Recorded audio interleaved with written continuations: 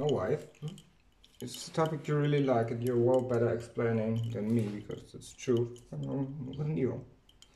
Yeah. Oh, okay. So you basically need that all for the evaluation of some dreams and so forth and so forth and so forth. Exactly. And everything else as well. Like really everything you need that for. Yes. You need the idea of good and evil. But it's more than that.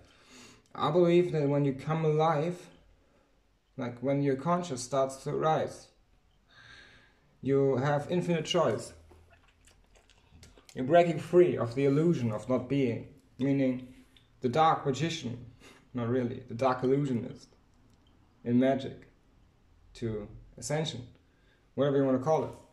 Just really it sets you free. It sets you free and you think you have all the possibilities. And then you suddenly are confronted with something, which means this choice or that choice, left or right. The other way doesn't really go. You can evaluate both and keep it in balance, but it rather doesn't work. Meaning you're suddenly confronted with the idea, should I do good or should I do evil? To other people, to myself, to my loved one. I wouldn't. Yeah. If you would try to kill me, yeah. Wifey? What's wrong? Yeah. Okay.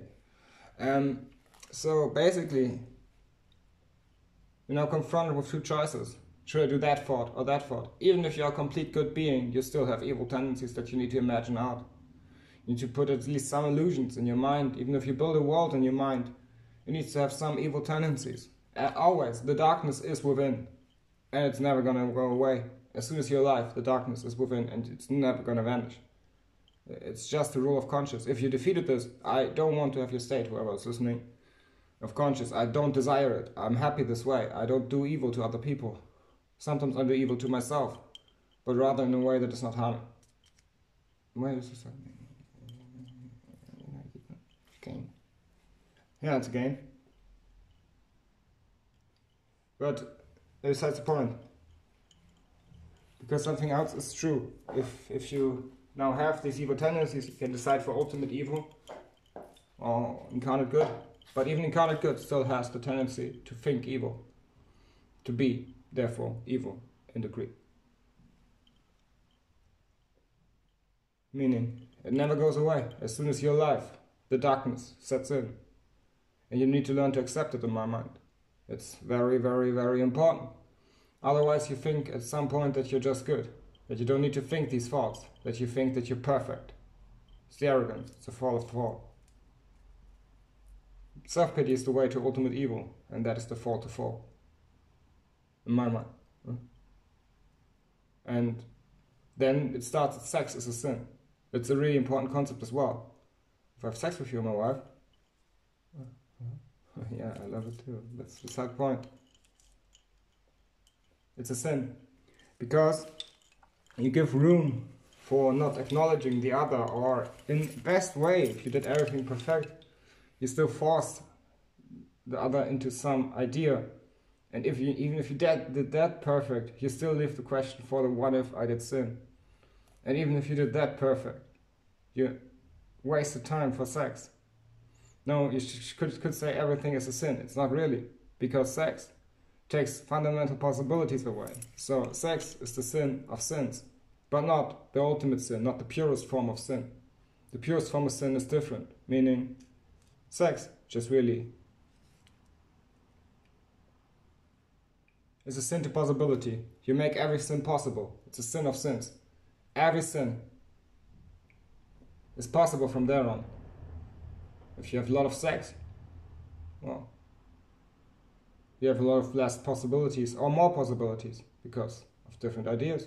I believe that firmly. You can check that out by the same idea with imagine yourself on your clothing and check if you reappear there after you vanished. You're conscious, meaning you set yourself on normal again and made the illusion absorbed. You should still be on your clothing. You should still realize that a part of you is now on your clothing.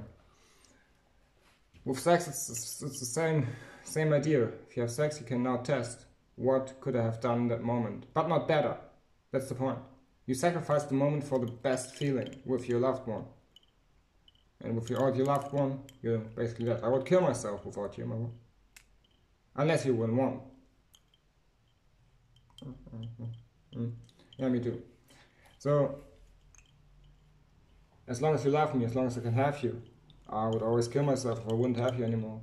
Or would have got fucked by someone else, just like you. Meaning, sex is the ultimate sin, done to someone else. Rape.